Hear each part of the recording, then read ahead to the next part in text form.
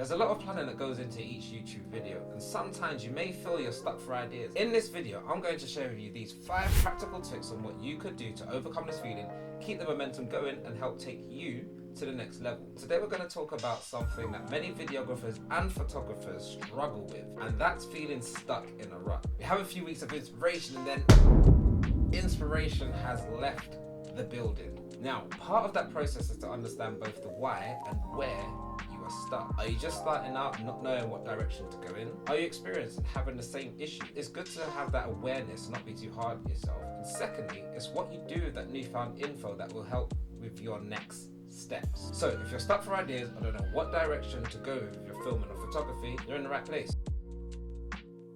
Many videographers take some time to figure out what they're really passionate about. In the meantime, one of the best things you can do is practice. Challenge yourself every day or every few days, whenever you can fit it into your schedule, to film something. It could be a short film, could be a music video, or just some footage of your back garden, your city, something in your house. The important thing is to keep pushing yourself creatively and technically. So I've just realized I've already given one of the tips away, because each of these could be a topic by itself. But with that said, let's jump straight in. Practice. I will say this with a bit of a twist, as yes, practice. You've also heard that practice makes perfect, but there's also perfect practice makes perfect. The more you practice and experiment with new ideas, the more you'll develop your creative skills and overcome creative blocks. Think of it this way. Yes, you can run and gun with your camera and shoot different situations daily or every few days, but just be sure to make time to review your footage and understand how and where you can improve. You'll thank yourself in the long run. Take time to plan ahead. Writing scripts, organizing your gear, your footage, and editing process can help streamline your workflow, reduce the stress, and allow you to focus on creativity. Ask yourself a few questions. How far ahead do you plan? Do you have a routine? Do you film once or twice a week? Do you have a planner? Just making a few tweaks here and there can make all the difference in your approach. Retouching, color grading, the thought process, data management if you're doing documentaries, storytelling. Study the work of other filmmakers and photographers to see what they are doing and what you can apply to your own work. Try new techniques, experiment with different camera angles, lighting setups, and shooting styles to create a new and fresh perspective. Take a course or attend a workshop. Learning new skills and techniques from experts in the field can inspire new ideas and help break that creative rut. Probably a good time to ask if you're finding this content useful. If so, then please give this video a like, a thumbs up, whatever it is, and comment down below also sharing what tips and tricks you have to keep your momentum going.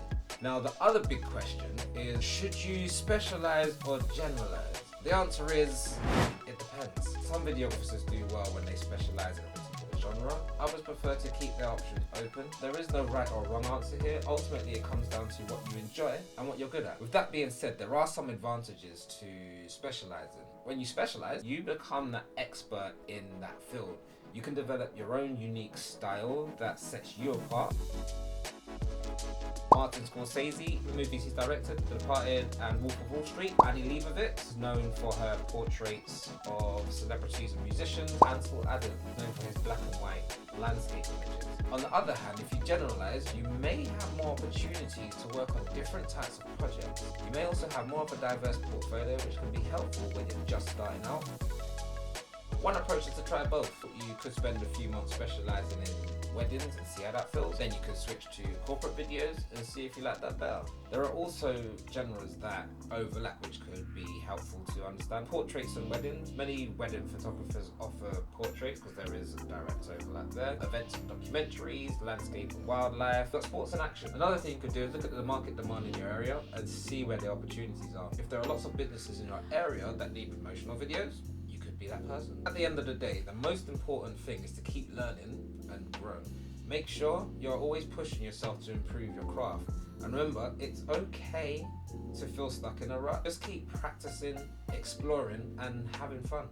Which brings this video to a close. This is the first time I've tried this with a teleprompter to help me with my stuttering as this is just something that always happens and I start to waffle.